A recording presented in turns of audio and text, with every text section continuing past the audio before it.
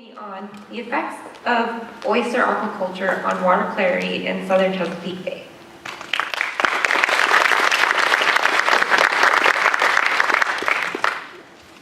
Raise your hand if you like oysters. Okay, raise your hand if you like to swim in clear, clean water where you can see the bottom. What if I told you they were part of the same story? Historically, oysters were so abundant in Chesapeake Bay that ships actually had trouble avoiding them. But today, we're down to 1% of the population that once carpeted the bay. Also today, water clarity is cloudier than it has been in centuries. Do the lack of oysters and the cloudy water go hand in hand? In my research, I'm asking whether oysters filter water in a way that we can detect. So one way that oysters can clean the bay and provide people with food and jobs is oyster aquaculture. Aquaculture, like agriculture, means farms, growing oysters from babies, which we call spat, to the market product that we eat. And while they grow, they clean the water. One oyster can filter up to 50 gallons a day. That's a bathtub's worth of water, just one oyster in just one day.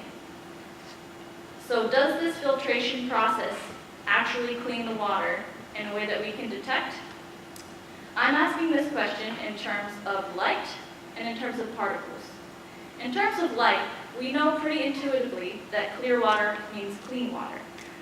When light can reach the bottom, seagrasses can flourish, which provide habitat for young fish and crabs. And the entire ecosystem can actually be driven by how much light is available at the bottom.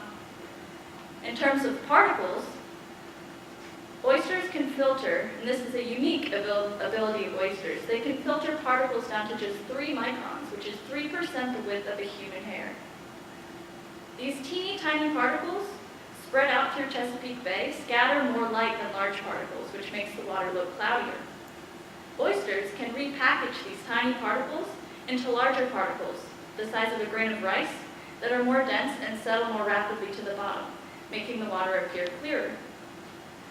So what's unique about our study is that we study oyster aquaculture at the sites themselves, not in a lab, not in a tank, but at the site. This is one of the sites that we study. I drive the boat in and out of the cages and far outside of the cages to measure whether there's a difference between the water inside the influence of the oysters and outside the influence of the oysters. So far, qualitatively, we've seen that there is more grass and clearer water at the sites with oysters. So next time you see oysters served up on the half shell, remember what they can do. They can clear particles from the water, and they can clean the bay. Thank you.